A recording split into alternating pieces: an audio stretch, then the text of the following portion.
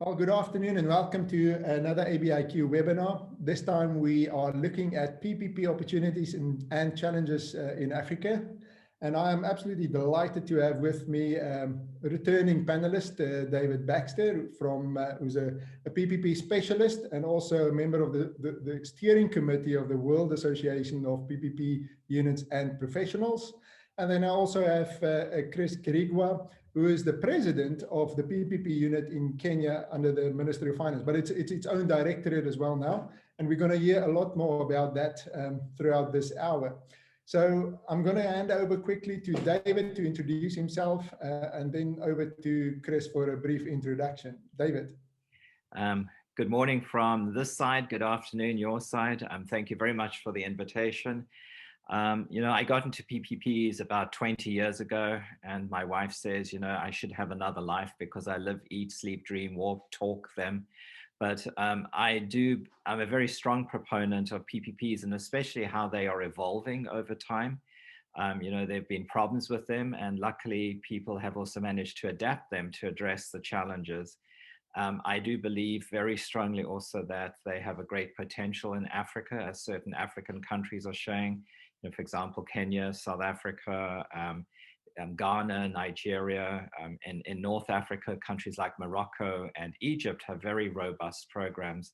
So as an African, I am very supportive of them being done, procured competitively and transparently, and being used as a tool to leverage countries' abilities to achieve their sustainable development goals. So thank you for the invitation. Thank you very much, David. Chris, over to you. Thank you very much, Emil, and it's a pleasure to be with everyone today. And good morning and good afternoon, wherever you are. First, my name is Christopher Kirigua, as Emil Ali indicated. I've been a banker for over 17 years with an international bank, and recently joined the government to lead the PPP directorate here in Kenya. In the banking world, I was formerly the head of sustainable finance, covering Africa and Middle East at Standard Chartered, and now looking after the PPP agenda, which has become the most critical element in driving infrastructure development here in Kenya. A critical element that has made PPP a very strategic initiative for the Kenya government is obviously because of the fiscal challenges the government is having, and which will be reduced by enabling private sector finance. So it's a pleasure to be here today, and I look forward to this engagement this afternoon. Thank you very much, Chris. I'm going to hand over to David for a briefer introduction, just in terms of PPPs from, I guess, from a web perspective. So David, maybe if you want to kick off with the presentation and share that, and then we will go back to a couple of questions and move on to Chris as well.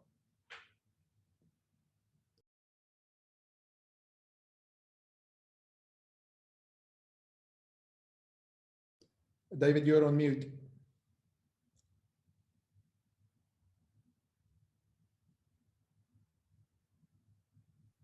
Sorry about that. Can you hear me now? Can you hear me? Okay. Well, I'm going to talk about PPP opportunities and challenges in Africa. And as I mentioned, there's a lot of opportunities.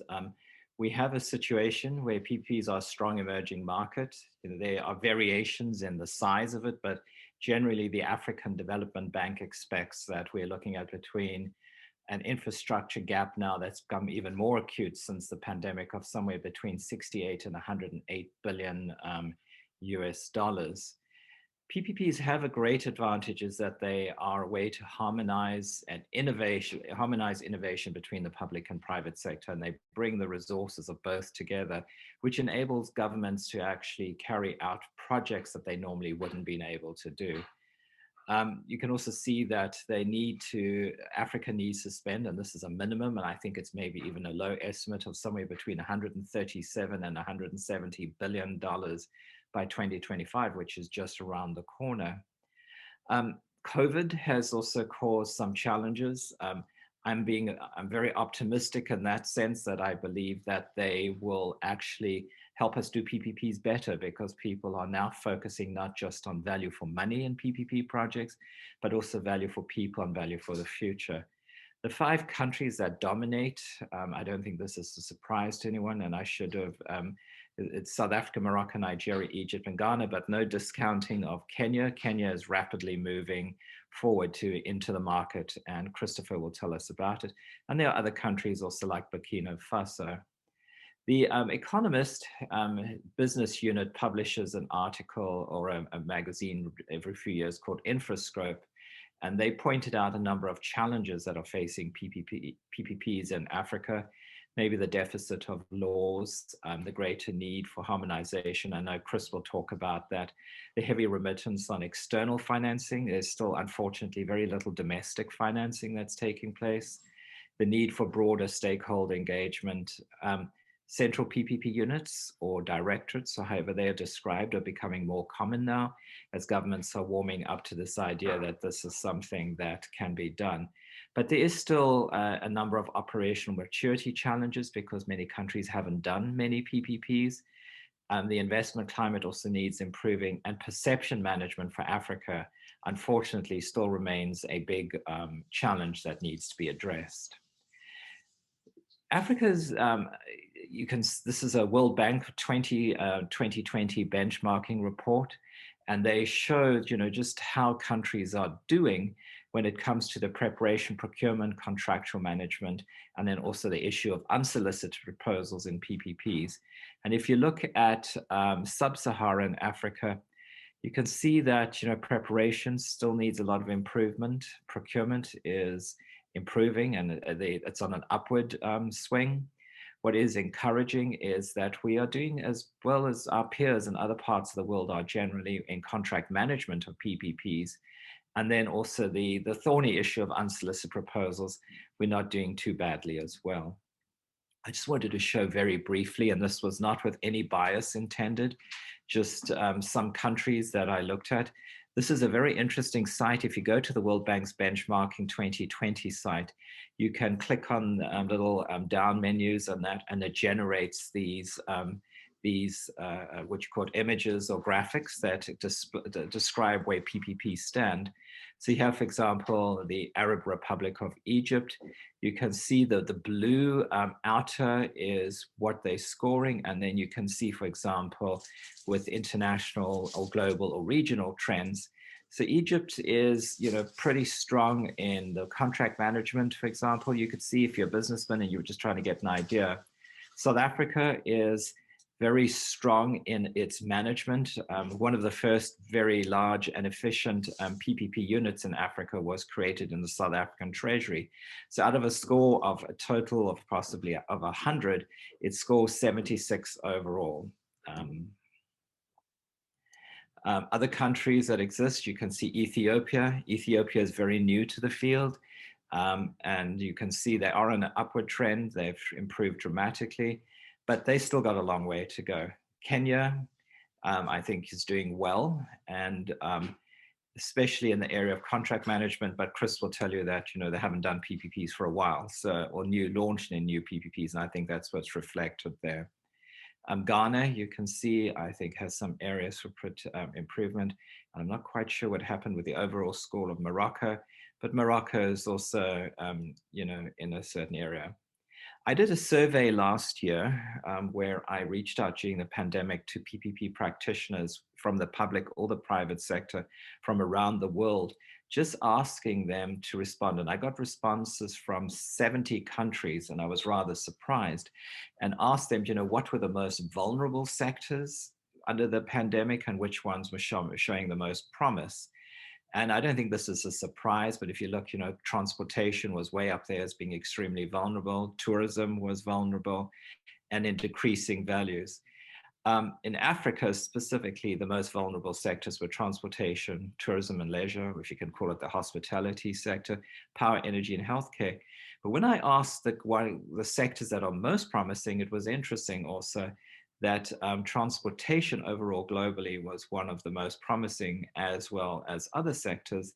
And basically, the duplication of this is based mainly because countries are now looking at doing these projects better.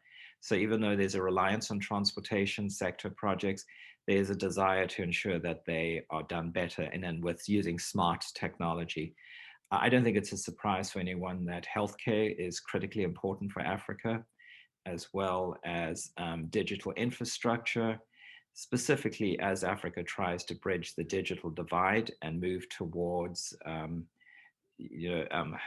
which could interlinking its digital infrastructure grid. That's what I was talking about.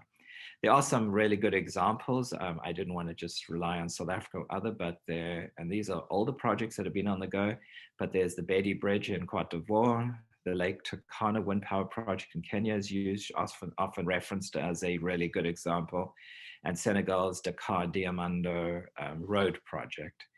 And then in Ghana, Nigeria, Rwanda, and then there's also the Tanja Med port project in Morocco.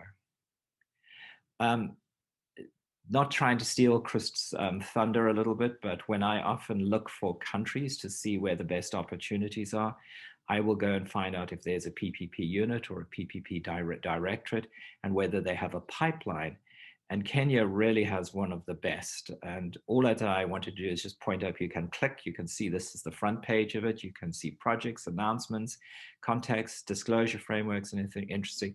But this is from the mouth of Kenya itself, where you can actually see the types of projects that they're looking at. And what is interesting, they'll show the stage, the sector, the country, the county where it is taking place. And I was pleased to see that, in the sense of the priorities that were shown by Kenya are the same ones that were shown in my survey that I completed. And then finally, just with South Africa, most of the big PPP projects that are being launched are taking place in Gauteng, which is the capital region of South Africa, the combined region of Pretoria and Johannesburg. And there's the Gauteng Infrastructure Financing Agency, which is really aggressively working on promoting PPPs. They're looking at about $4.8 billion in PPPs. There's a memorandum that they published, which one can see. And I have just taken one page to show that you can see the priorities in South Africa, for example, with transportation being way up top. I was very surprised that ICT is not as high, but then South Africa's ICT network is quite well established in comparison to other countries. So, if you're in the business sector and you're trying to find out what's happening in African countries, one of my best bits of advice I can give anyone is to go and have a look at the PPP pipelines in those countries. And then also, if you can look at the World Bank tools to see our perceptions of where countries are. The biggest challenge for African countries, and this is a challenge, but it's doable, is that investors are not sentimental. So they are not going to, if for example, I would think this is the case, and this is not really a fair one, but if you're looking at Kenya and Somalia or Somaliland, however you want to call it, and people looked at risk management and opportunities, for example, Kenya is going to score if there's an investor going to look at that. So African countries do need to become a bit more aware of, also looking at what their neighbors are doing and trying to help pull one another up so that by the straps, so that they can all compete effectively, because there are regional disparities and regional variations. And that's generally it.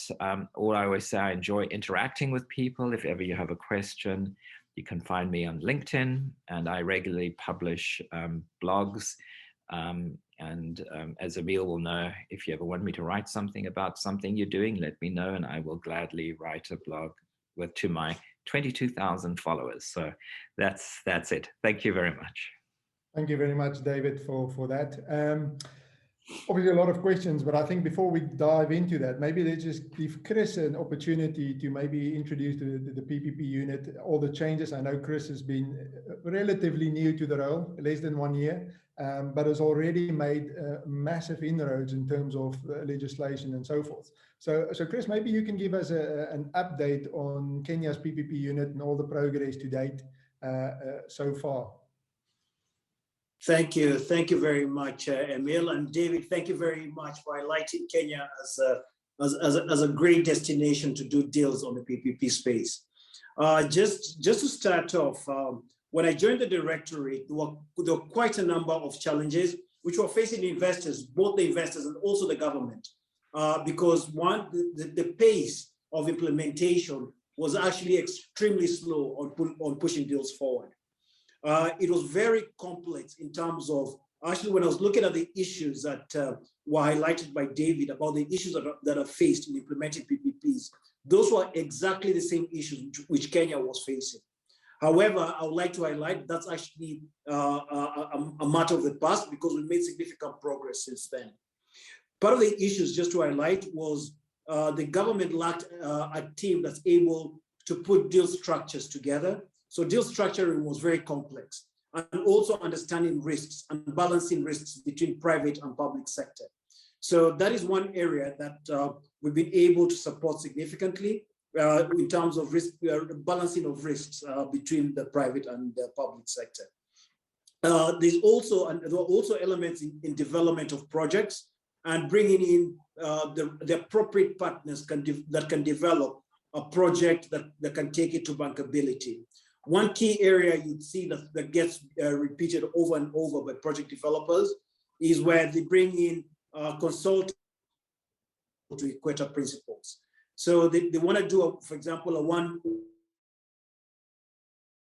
but the expertise used on the transaction were not favorable to, do not have the required skills that a commercial bank will look into.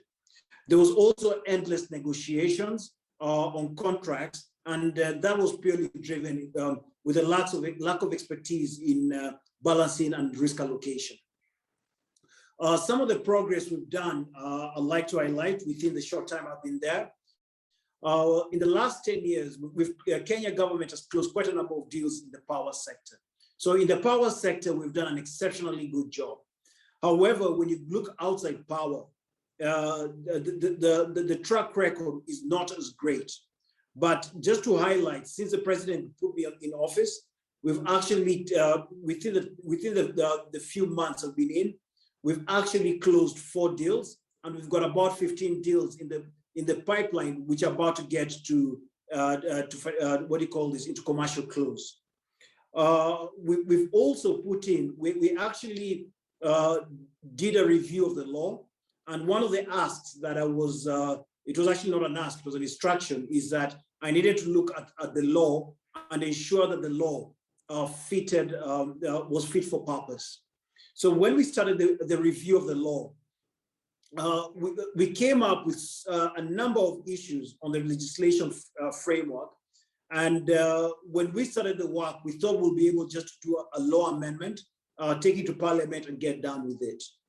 Unfortunately, when we started doing the law amendments, the changes were so significant that we had to do a complete repeal of the law. We were able to do that within 1 month. And when we put together the new law, which has actually just been passed in parliament, there are significant changes which make it more friendly for investors. One key element we've put, let me just put in just a few highlights of what those changes are. One of them is timelines. Our law is very clear on the timelines that it takes from an investor. So government will, when I joined in, immediately when the issues were getting escalated to me, I was addressing issues, some of them which were 6 months old, some of them were 1 year old. Government we've put into law the timeline that is required from government to get back to investors and with appropriate answers. Another issue that did exist was, actually, this is nothing to do with the law, but this is about the culture. The culture was mainly, they will tell you what the law states, as opposed to giving investors solutions on addressing the issues and challenges that they were facing.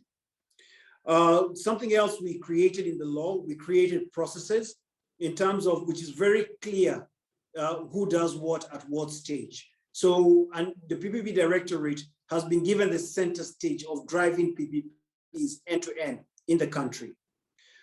In terms of transparency, which was highlighted, Kenya will become very, very transparent with investors and also very straightforward with investors.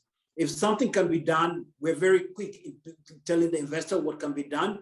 And if something cannot be done, we're also very quick in reverting back, which was a very big issue that investors were facing before. Allow me just to touch on, Emil, on the key opportunities that we're looking at from a Kenya perspective. We've got quite a number of transactions in the pipeline. We're looking at transactions in, let me start with power, which has been a great success in Kenya. We've been able to do quite a number of deals in power generation, but nothing on the transmission line. So we've got a number of transmission line PPPs, which are going to come to the market very soon. We're looking at digital infrastructure, including data centers and other ICT solutions like smart cities. That's a key priority. And all these solutions, by the way, as I highlight, we're looking at solutions which are ESG friendly and climate resilient solutions as we drive our opportunities. We also have a number of opportunities in the housing sector, in the blue economy. We've got a big port that was recently launched by government, which is the Lamu port. We're focusing significantly on healthcare, agriculture, water and sanitation, roads, amongst many other sectors that we're looking at. Emil, let me stop there so we can create more time for engagement and to allow also for participants to ask questions. Thank you, Samir. Thank you very much, Chris. And I'm delighted to, I guess, introduce and welcome Atter Hannoura, who just joined us. And Atter is the director at the Central PPP unit in the Ministry of Finance in Egypt. And I'll ask Atter maybe to share just in terms of progress made from Egypt's PPP unit in terms of case legislation and also looking a bit at the project pipeline and opportunities that exist in Egypt. Atter, over to you.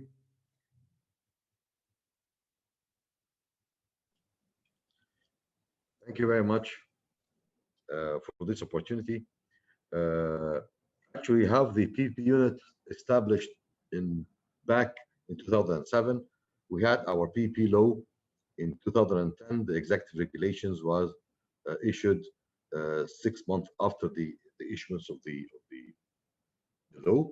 And actually, our PPP law has taken the award from the World Bank as the best PPP law for the year 2010. I'm proud to say that some of the countries in the region, in the Arab League and some African countries, took some parts of our PPP law. Currently, as my colleague in Kenya just mentioned, we are doing some amendments to the law as well. As we practiced the law in the last decade, we have some issues to be amended. The directions of the amendment is to introduce some new methods of procurement, like the unsolicited bids, and Mr. David Baxter helped us with some of it, and the direct awards, with the restrictions of this direct award, and some amendments regarding the shortening the period of procurement, starting from the preparation of the project, pre-qualification, going through the financial closure. These are the legislative framework in general. We've practiced this law in the last decade, and it's doing fine. And actually, our procurement guidelines and the law is giving out a balanced contract, taking consideration of the financing institutes and the bankability of the project, which is the important part of the PP project in general. And our law is addressing this point because it's a very significant point, and most of the public procurement or the public officials like myself is very skeptical when they sign something regarding to this. So the law had made it very clear, so this projects could be signed, and the covering guarantees and all these things are done and signed smoothly. Regarding the pipeline, we have some activities in the last 2 years, especially in the transportation sector. We've worked in the health sector before, some project health sectors in the water and desalination and wastewater treatment plants and the schools as well. We've got an early stage in 2008, 2009, a school project which did not succeed, but we learned from this project a lot actually. And actually we have we're preparing for the third wave of schools under PP after the success of the first wave and the second wave, when we're preparing for the third wave. We have also in the transportation some projects. Basically, the dry ports. We already closed the first dry port awarded, and actually it will come to service December 2021. We already announced the pre-qualification for the second dry port, and it's a bigger one. A dry port and a logistics center was issued 2 weeks ago. Advertised for it 2 weeks ago for the pre-qualification, and we expect to receive, expect to be awarded by January or February of 2022. We have in the pipeline other 3 or 4 dry ports in a place called Beni Suef. You'll find all our dry ports and logistics centers are located very close or inside the industrial zones or industrial areas. So the first one in 6th October City, the oldest industrial zone. The second one in Ramadan City, which is the biggest industrial zone in Egypt. And you'll find all these industrial zones are very close to the seaports.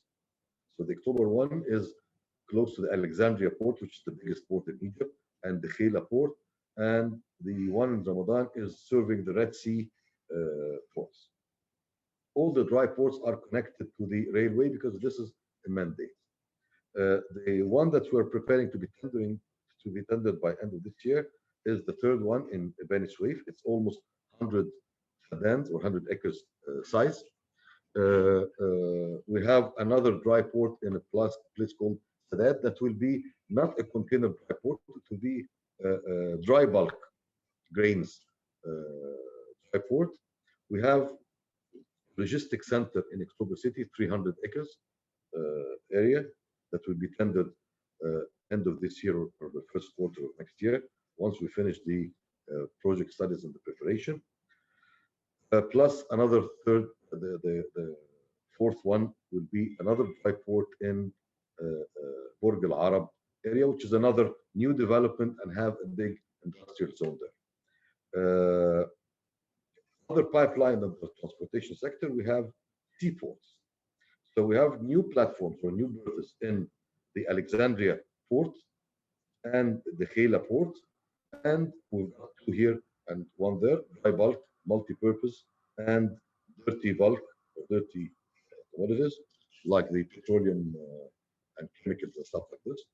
The fourth pipeline in the sea sector is full entire seaport at the place called Safaga, and Safaga is on the Red Sea, down south of the Red Sea, just 70 kilometers south of Geda, which is a very famous city in Egypt.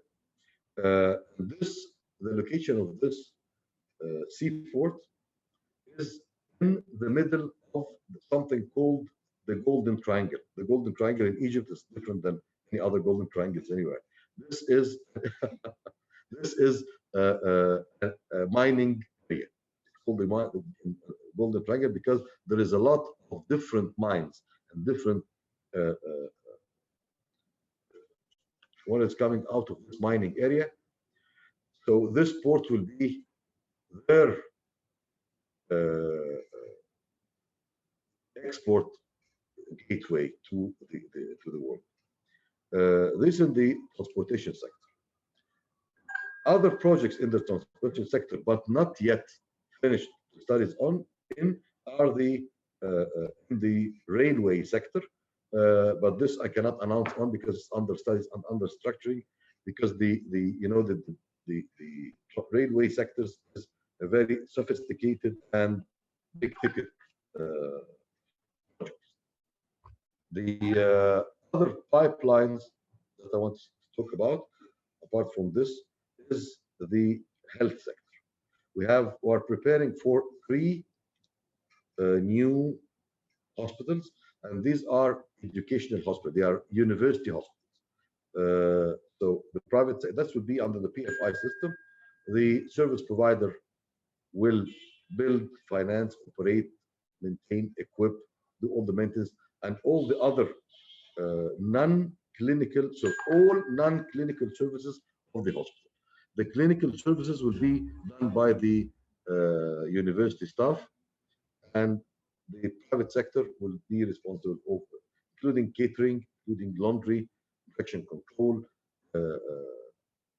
security, maintenance, radiology, and all that. Other projects that is under preparation will be issued, 4 of which will be issued very soon, are in the desalination sector.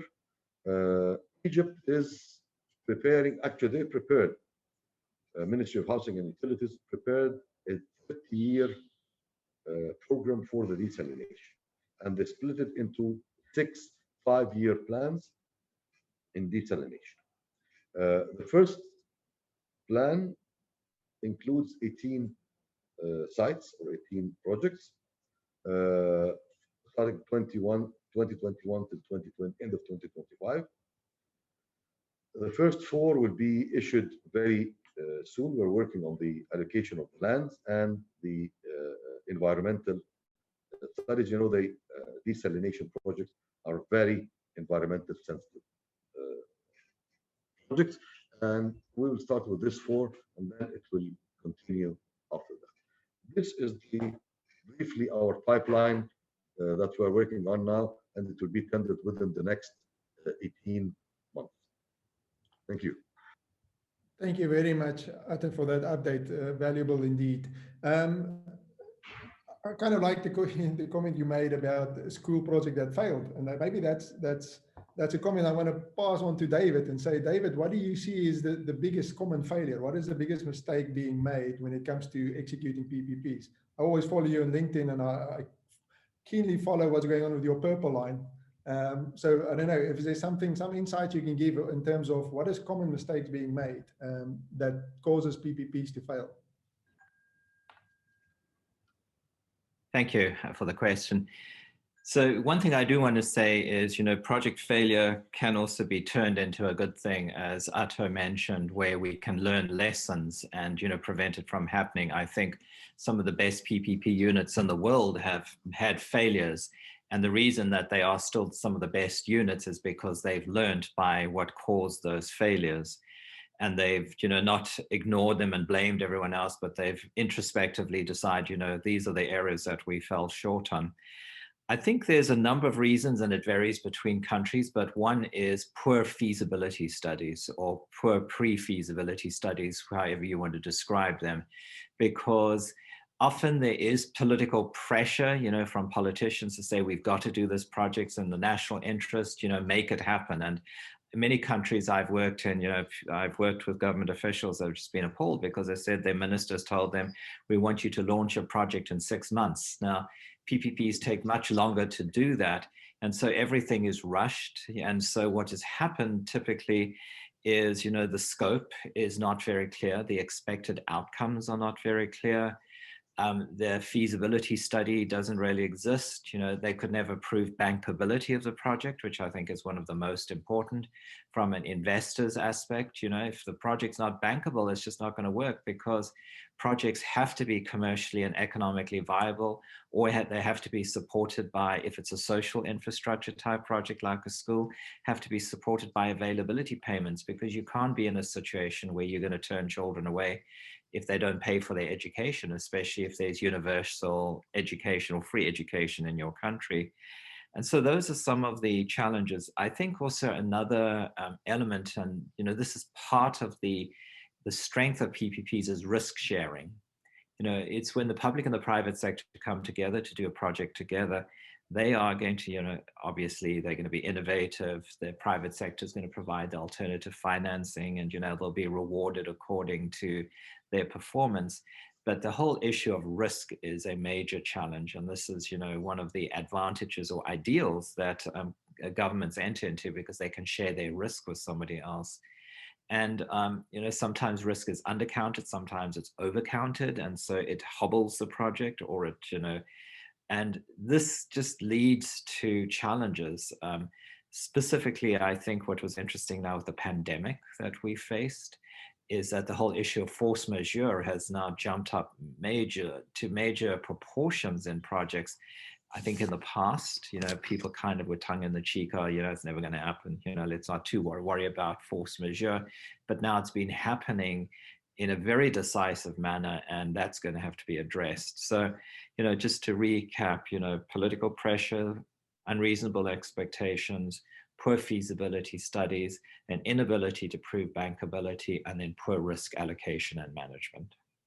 Excellent. Thank you very much. I'm going to, on that, lead back to Chris. Chris, maybe from your point of view, based on what David has just said, how do you manage it? You know, as head of the PPP unit, one of the key points that David mentioned was, you know, poor pre-feasibility, because I typically find that if I speak to other units or professionals in that field across Africa, one of the things that typically what they mention is that there's simply no government funding to pay for those studies. You know, so how do you deal with it? What do you do? Is there a solution for that? And is there funding available for it? Thank you. Thank you for that, Emil. I'll start here first. For projects that are initiated by government, we come in and we come in and bring in the appropriate consultants that would be able to drive that project to bankability. One advantage that Kenya has is the president brought in a seasoned banker to run the directorate. So that just makes it much easier to understand also the risks that the banks are going to be looking at when developing these projects. So there are two approaches. One, that the projects where the feasibility study is carried out with the government, and some from the private sector. So just as I highlighted, a very big challenge that comes in is the type of consultants who come to the table. Yeah, in the past, people did quite a number of just desktop reviews without actually using the appropriate, leveraging on the appropriate expertise. One key element I'd like to provide as a solution to drive this into a better space is if project owners can involve lenders at an early stage, they will understand what is required at a much early stage to drive projects to bankability. So that's one element. There's also another challenge that project developers have is lenders only want to get into a deal when a deal is almost cooked. I think the deals are the deals are becoming less and less. So I can talk, but I love seeing Atter's facial reaction, because it's clearly the same issue in Egypt. We will partner with partners who look at long-term sustainability. So including lenders who come to the table at an early stage are the lenders who are going to be with us for the long term. So it's very critical that you bring the right parties at the appropriate stages. So no, let me stop there, Emil.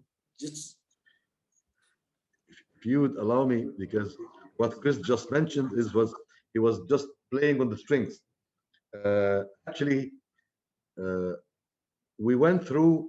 This was the first project that we started with in 2007, late 2007, and we stopped it and at 2009.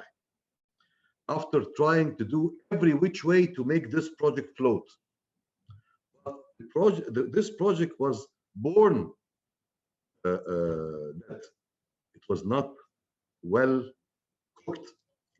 I'll give you some of the mistakes that we done, and actually we benefited from these mistakes more than we benefit from the project, the second project, which we received 6 international awards on, which is the first wastewater treatment plant. 6 international awards. But actually, what made us succeed in this was the failure of the first one. Number one, we started with all our ambition, the project, without real, I repeat, real feasibility study. That's one thing. The studies that was done was not real PPP studies. The PPP's financial studies are completely different. That's what we learned after that. Third thing, political support. Political support is a double edge. Without the political support and the buyout from the ministers and the prime ministers and the president sometimes, you don't have a PP project at all in anywhere in the world. Without real political support, you will not be able to work out a PP project. The double edge. The political support is a knife in your back. They want things to be done yesterday. And as Chris just mentioned, PPPs takes the time. It takes its time. Okay? So they want things to be done today, tomorrow, and they want it to be done the way that they imagine and the way that they understand. And this way that they imagine or understand might not be matching with the interest of the private sector or the interest of the bank. So the structure of the project is not very technical, as you know all, and it's not under the imagination or the will of the politicians. It's a very technical issue. So we should not be responding that much to the politician, and we have to have the guts to tell them, excuse me, sir, this is not. And actually, this took us some time to get this or to gain this kind of guts. The last thing was the consultants and the promotion of the project and risks. Consultants are very important. Advisors, and the selection of advisors, as Christopher just mentioned, is a kind of experience. You'll not find it in books. It's a kind of experience, how to select, and the most important, how to manage the consultant. The consultant, if you don't manage them well, they will take you to hell.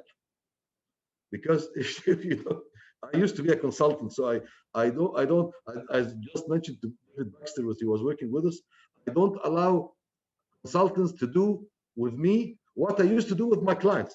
Okay, so you have to manage them. You have to give them information.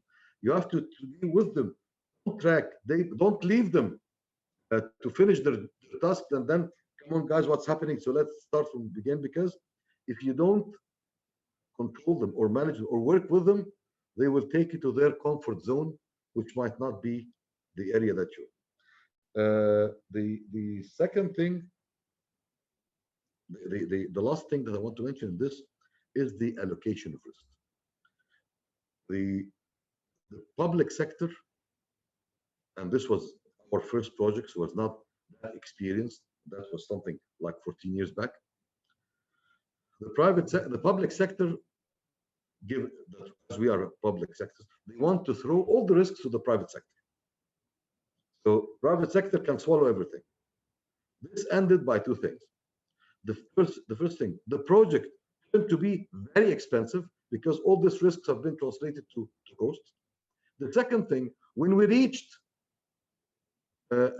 some kind of risks, like the vandalism risks and all the things that we faced in the schools, when it turned to be unquantified risk, it turned to be a deal breaker. So they told us, thank you very much, your contract is not appropriate to us. The banks said thank you very much, and they left, and we end up with a project that is matching with the political wills, but it's not bankable. We try to fix it, to restructure it, and to do everything, but because we didn't study it well before, as we structure, we find something that was not studied, so we restructured, and then we said, this is a nasty job. We have to stop it and start a clean one. And actually, when we started the clean one, a few years later, it flew, and it was finished. And we're doing the second wave, and we're preparing for the third wave. So studies and risks, and good luck. Don't hear to the politician that much. I know that I'll be fired, but this is a fact. Thank you. Well, let's hope not. Maybe going back to David again. David, any case studies that you come across in terms of that you want to say, this is a project that was done, you know, probably, I'm not sure whether there is a perfect project, but something close, that was done exceptionally well that you can reference and we can go and have a look at and say, well, let's see how they executed this and what made it so good. Thank you. Atter, I hope I wasn't one of those consultants who took you to hell when I worked with you. I'm very conscious about at least trying to give the correct advice.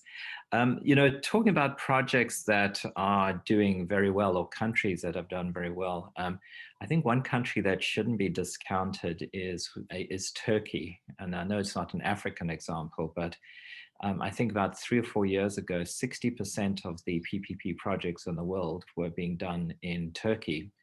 And they did a number of mega projects, which, you know, were truly mind-boggling and seem to have been quite successful. Some of them are the Bosphorus bridges, the bridges that were built over the Bosphorus as PPPs. The Bosphorus Canal is another example. The airport was, I think, what's $35, $36 billion, one of the biggest PPPs ever launched.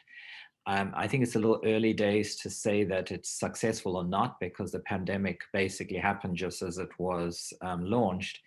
But it was one that was pretty enormous, that attracted a tremendous amount of interest, and they were able to find interested investors for that project of that size. Projects that are emerging, I think, that are pretty successful are definitely desalination projects as well around the world. And I think those have a greater success because there's a need for them. You know, there's, sometimes PPPs are being built that have no purpose or need really. They're just, what I refer to as vanity projects because it's nice. How many sports stadiums do you need around the world that are built as, done as PPPs, or how many world-class museums do you need? But water is a critical project that cannot be avoided. I know in South Africa as well, with the alternative renewable energy sector, with the photovoltaic arrays and that they are creating out in the Western Cape and the Northern Cape are also, proving to be successful. But, if you were to ask me, how do we measure success? I think that's changing as well. And one of the biggest issues that people are focused on these days is technological obsolescence. We are getting smarter and smarter projects, but very quickly the technology is changing so much that, you could have a very hard time catching up with it. So, to me, just turning your question a little bit and saying, what would be a measure of success for PPP projects is, are they future-proofed? Can you future-proof them? Can things change? Because things can change dramatically. And just, in the United States now, we're facing one of the worst droughts in history. And we have major hydroelectric dams that, the water's so low that there's just no power generation. And if that was a PPP project, that would be a critical concern. And what do you do in that case? So I hope that answers your question, Emil. Yeah, thank you very much. I mean, it's always good to have some positive case studies to reference. So it's always if we can identify those and see what have they done, what made them so unique and successful, is always something to learn from. But like I said, nothing teaches like failure. Yeah. So Chris, maybe back to you. I've got a question, and Chris has been very active. He's already answered about 11 questions online, so I don't even have time to do that through this platform. He's already been answering a lot of those questions. So I guess just maybe one from our side is that if you have to say what industry or sector, what would you say is a critical government-driven project that, something that you see, well, maybe a sector, is it power? You mentioned transmission lines. Is it healthcare? Is there a specific single focus from the government perspective? Or is that, you have a specific process where you evaluate what needs to be done? And maybe, using David's, one of his saying is it's people first PPPs, you know, who benefits the most out of it. How do you do that decision in terms of the site? Where does the priority goes? Or, you know, what makes top of the priority list? Okay, thanks. Thank you. That's a very good question, actually, Emil. From a Kenya perspective, first, number one, we've got the government priorities. So we've got the key sectors of the government priorities, which form as a basis of us ensuring that we drive the key government priorities and bring private sector investments to drive those. Something else that we do in terms of project criteria, selection criteria, we look at the economic value a certain project will be bringing to the table. We look at the social impact a project will be bringing to the table. And the third element, we also look at the environmental impact projects bring to the table. So you could have a project with very poor economic outcomes for investors, however, with significant social or environmental impact. So we will not only look at just economic impact, which was a traditional way where investors would look at projects. So that's one critical, from a Kenya perspective, that's what we look at in project selection. All the areas I touched on earlier, in terms of the blue economy, transport, digital infrastructure, social housing, healthcare, education, agriculture, water and sanitation, all those are key areas for us in Kenya. As a directorate, obviously, I'll say this, Kenya also had some failures. For example, in the directorate when I joined, we had 85 transactions in the pipeline. We have scaled that down significantly by not just half, but to close to a third of that. So it's whereby we are also, when we select transactions, it has to have the impact view from a quick review. And a big challenge I can talk, because in my banking area, I interacted with a number of ministries of finance, PPP directorates all over the world. And a big challenge that they face is selecting projects which are economically viable. And that testing economic viability of projects is something that it's a key challenge within government institutions.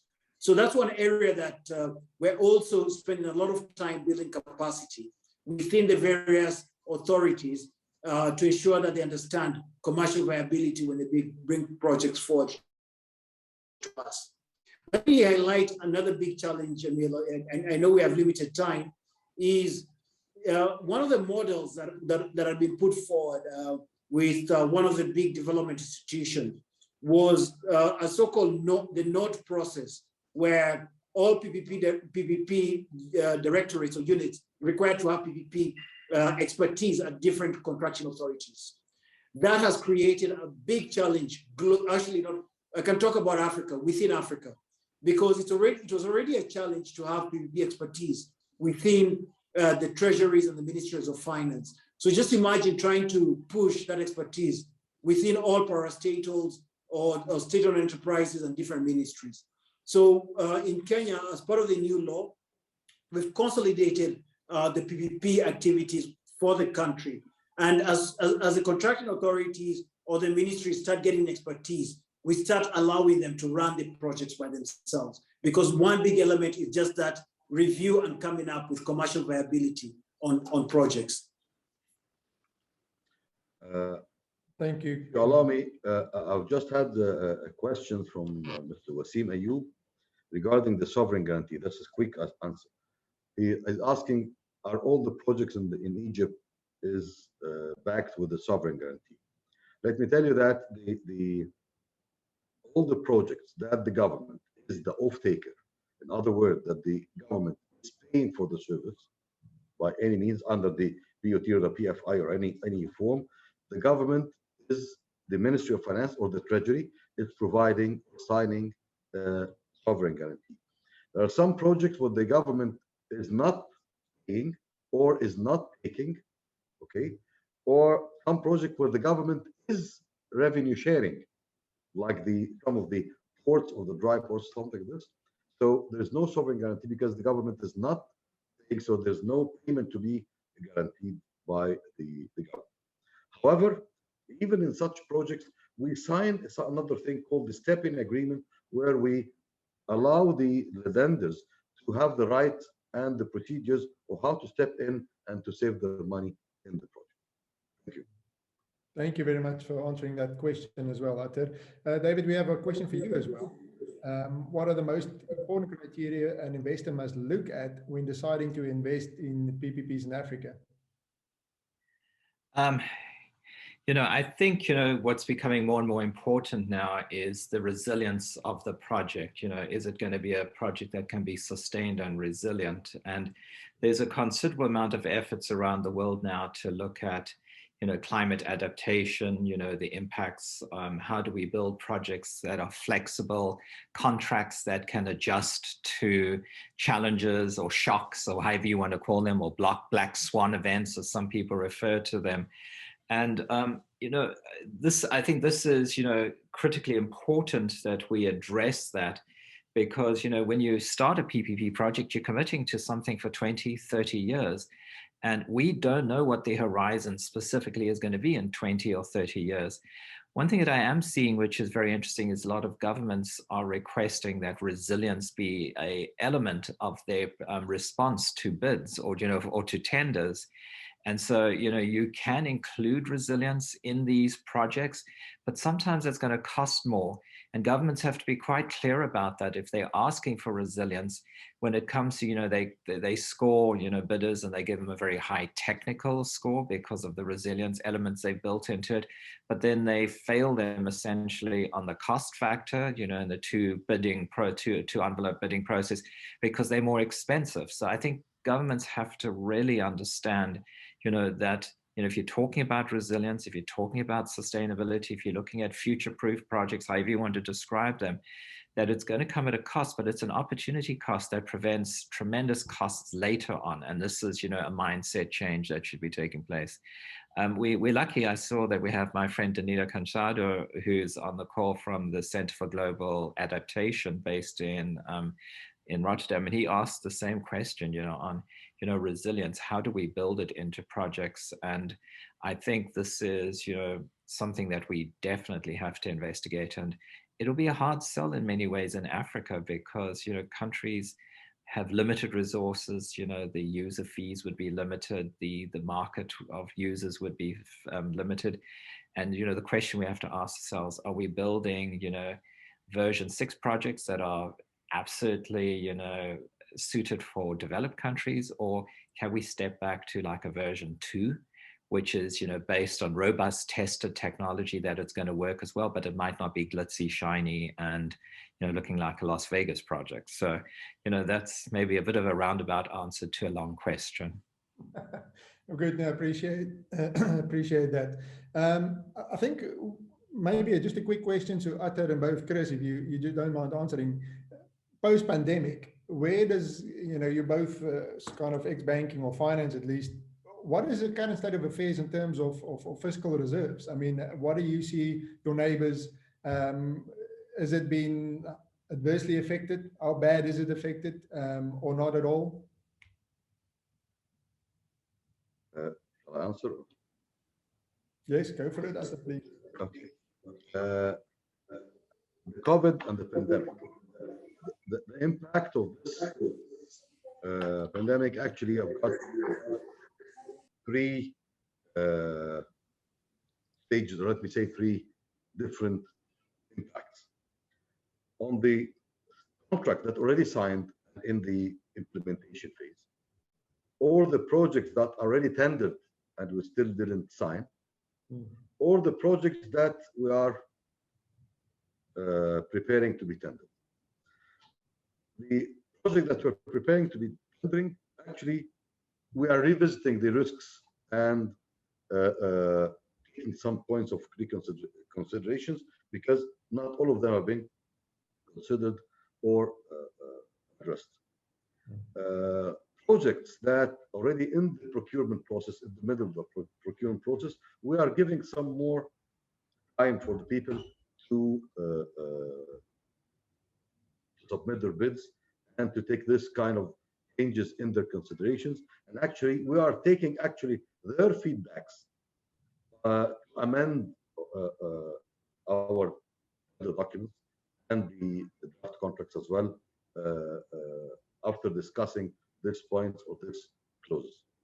The main task or the main works that takes a lot of time and a lot of negotiations are the existing signed contracts, which are in different phases of implementation, either construction phase or even operation phase, and some of which are in the financial closure phase. Number one, we face this as a force majeure, and we're treating it as a force majeure.